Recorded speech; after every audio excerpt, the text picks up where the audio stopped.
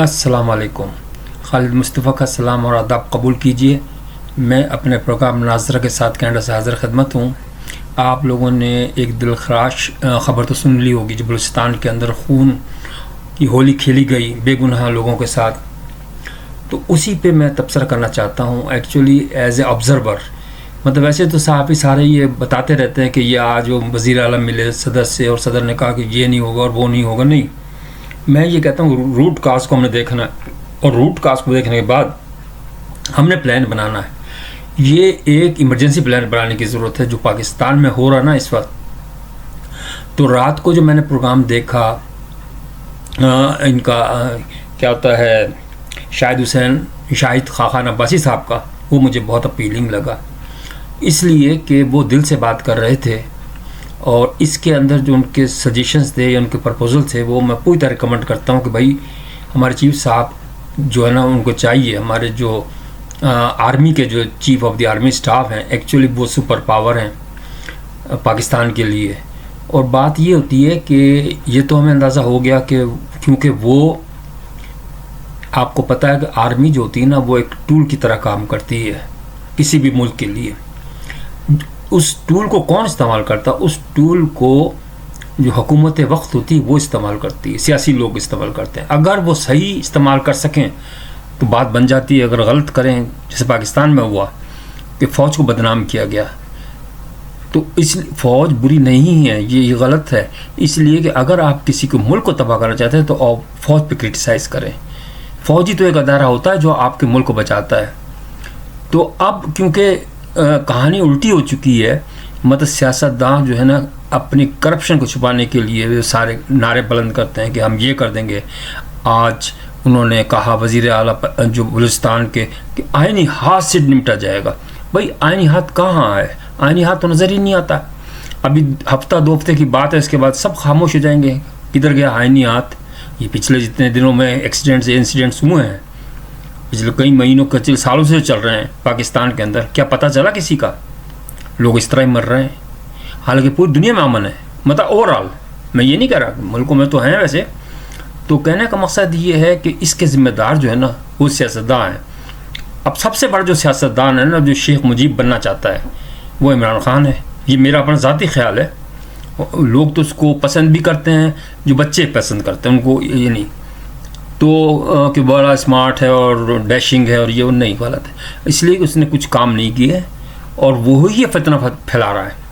Number एक बात ये है कि उसके लिंक्स हैं, जो रिटायर्ड जनरल थे उनके ज़रिए अफगानियों से लिंक थे, और जनाब अली वही फसाद करते हैं और सरहद के अंदर भी करते हैं। और सारे मिलकर हर चीज़ के अंदर आपको वही नज़र आएगा, किसी चीज़ में भी। इसको अगर ना रोका गया तो यकीन मानिए ये ले डूबेगा पाकिस्तान को। तो मैं एक सोच रहा था कि हम मॉडल इख्तियार करें टर्की का। टर्की में फ़ौज को भी साथ मिला लेते हैं हुकूमत के अंदर।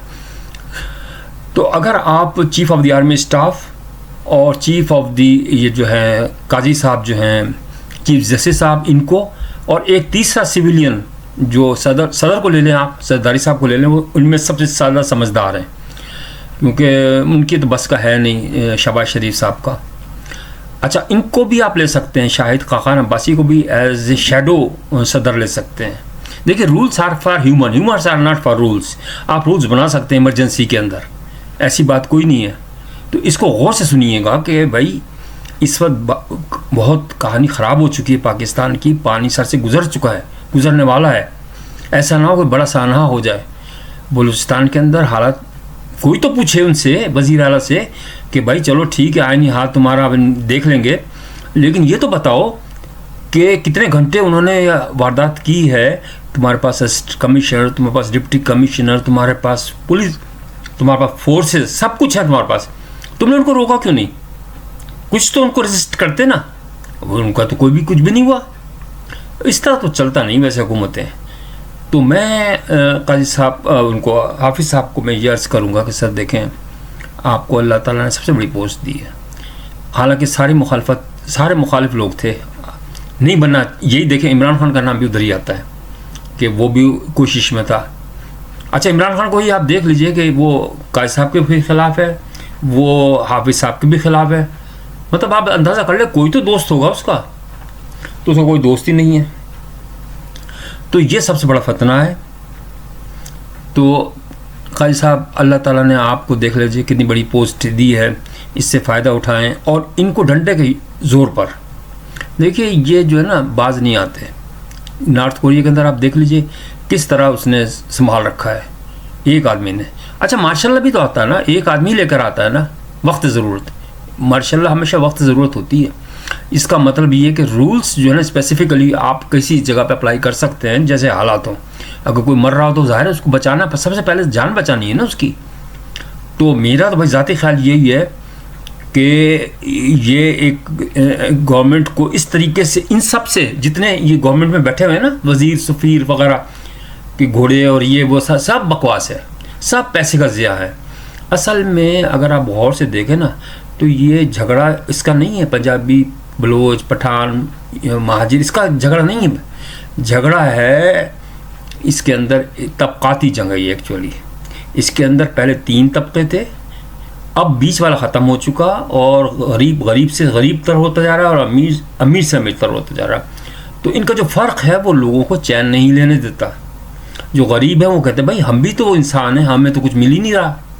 تو یہ جنگ ہے ایکچولی. تو اس کو آپ فورسلی ختم کریں.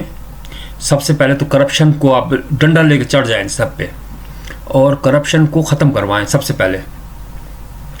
بھائی یہ جتنے بیٹھے ہیں آدمی، ایک وزیروں کی تعداد بالکل کم کر دیں، سارے بالکل زیرو.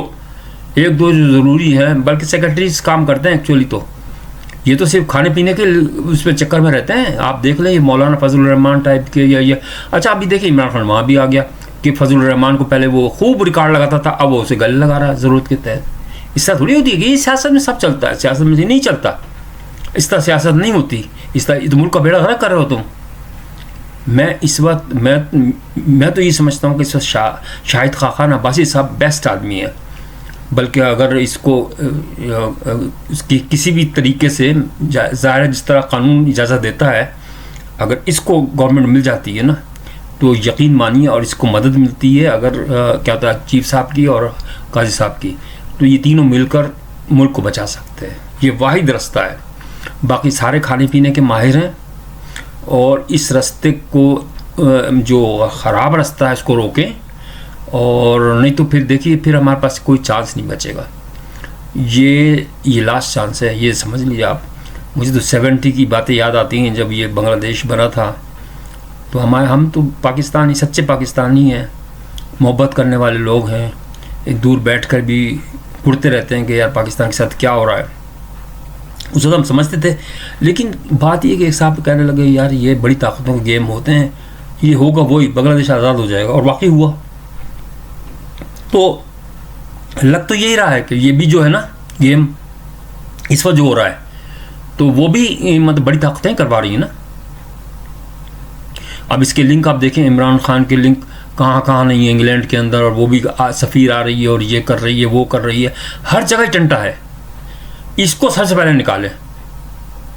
اور جو اس کے صحافی ہیں نا جو میڈیا والے ہیں ان کو بھی گہری باچ رکھیں اس پر. وہی تو کر رہے ہیں ساری شرارتیں. روزانہ میں فیس بک پہ دیکھتا ہوں بچوں کو، بھائی تمہارا کیا تعلق ہے عمران؟ پڑھو، تم اسکولوں میں جاؤ. پڑھتے ہیں نہیں، بکواس کرتے ہیں ساری. تو دیکھیے چیف صاحب اور قاضی صاحب آپ لوگوں میں بڑی گہری ذمہ داری ہے. آپ دونوں، اللہ کا شکر ہے آپ دونوں اچھے آ گئے. تو دیکھیے آپ کا نام بھی ہو جائے گا، پاکستان بچ بھی جائے گا. تو آپ اپنی ذمہ داریاں پوری کیجئے اور اسٹریٹجی بنائیے ایسی کہ پلان B C سب بنائیے تاکہ اس بحران سے نکل سکیں. یہ گورنمنٹ اس قابل نہیں ہے. سویلین گورنمنٹ جو ہیں سارے کرپٹ ہیں. آپ سندھ میں دیکھ لیجئے، ڈاکو راج ہے سارا، ہر جگہ ڈاکو راج ہے. ان کو ختم کیجئے ورنہ یہ بہت پچھتانا پڑے گا ہم سب کو. اپنا خیال رکھیے گا. اللہ تعالی ہمارا پاکستان کو حفاظت میں رکھے. آمین.